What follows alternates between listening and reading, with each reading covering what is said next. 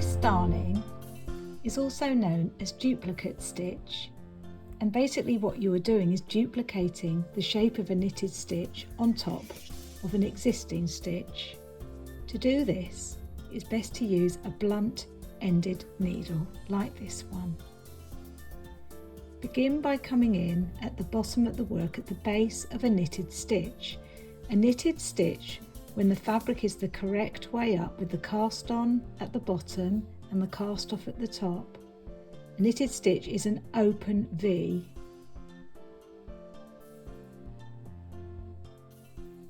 So to begin your Swiss darning, you take the needle in at the base of the stitch, cleanly through the gap, being careful not to split the stitches. Take the needle behind the stitch above, drawing the yarn through nice and carefully and slowly. Then you take the needle to complete the embroidery back down through the base of the stitch where the yarn came up from the back of the work to begin the embroidery.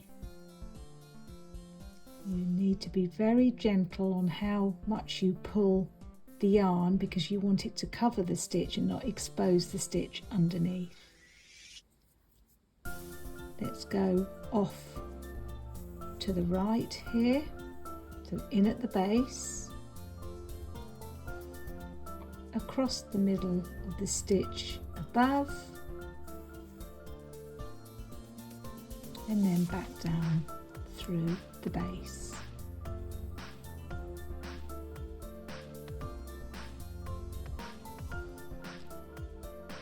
And again in at the base,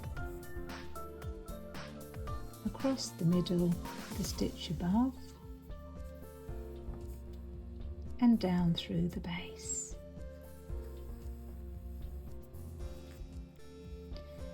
Now, if this embroidered line was to go back the other way, I would work as follows. I would come in at the base as before, but because the line is moving from right to left, I will put my needle behind the stitch from right to left. Just to repeat that, if I go to the next stitch diagonally over to the left, again my needle goes across from right to left, and this will help the yarn to sit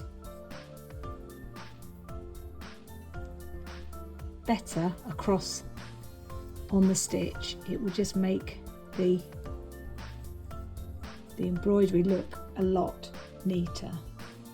Now if you need to go in a straight vertical line,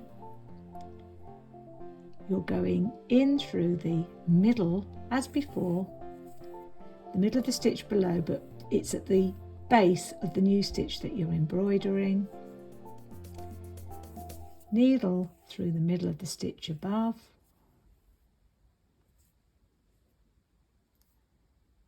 and then back down through the base. Swiss darning is really useful for adding small accents of colour to your knitting. It's always a good idea to start at the bottom and work towards the top. It's very difficult to Swiss darn from the top to the bottom of a shape or an outline. So begin at the bottom and work up towards the top of the knitting.